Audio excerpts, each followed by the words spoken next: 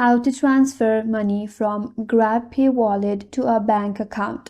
Hi everyone, this is Kate and welcome back to another video. And on today's video, we will learn how we can transfer money from GrabPay Wallet to a bank account. So without further delay, let's get started.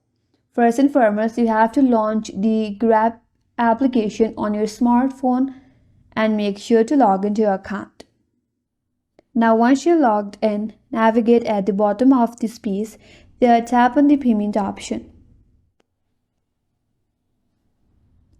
Now you have to ensure that your GrabPay wallet is upgraded.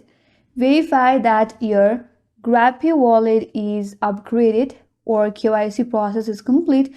If not, you have to upgrade it by providing your necessary details. For example, your MyCat or your password selfie verification. And once you have verified your wallet, then on this wallet section, you will find an option as transfer. Tap on it. Then select the option to transfer funds to a bank account, which you will find as sent to a bank account.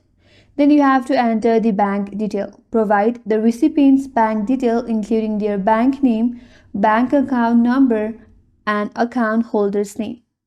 After that, you have to enter the amount that you wish to transfer.